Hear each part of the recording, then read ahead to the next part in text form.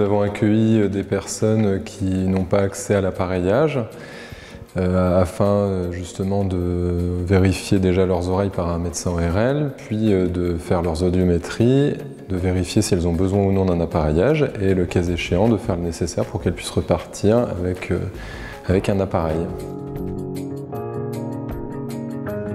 Je suis intervenu un petit peu à tous les postes, sauf bien sûr le poste du médecin.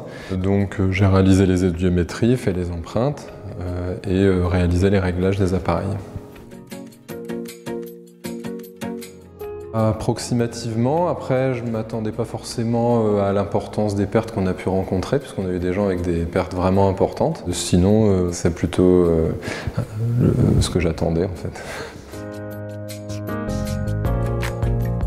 Oui, ça s'est fait naturellement. Chacun en fait était sur son poste. Dès qu'on voyait qu'il y avait des personnes qui avaient besoin qu'on s'occupe d'elles, on prenait en charge en fonction de l'endroit où elles étaient assises. Il y a des salles d'attente spécifiques pour chaque étape. Donc dès qu'on voit que ça commence à congestionner un petit peu, on intervient tout de suite.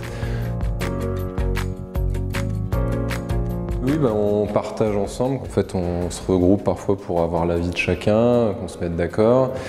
Puis c'est convivial, donc c'est sympa, oui.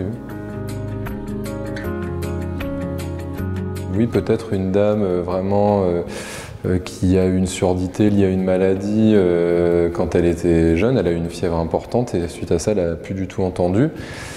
Finalement, quand elle arrive, on a l'impression qu'elle entend presque bien, puisqu'elle lit extrêmement bien sur les lèvres, justement. Et en faisant l'audiométrie, je me suis rendu compte qu'elle n'entendait vraiment rien du tout. Donc là, c'est vrai qu'on se rend compte qu'il y a des personnes qui ont passé des années, alors qu'elles étaient entendantes au début, sans appareil, parce qu'elles n'avaient pas les moyens d'en avoir. Donc ça m'a marqué. Partage peut-être. Partage de connaissances, partage d'émotions et partage avec les gens dont on s'est occupé.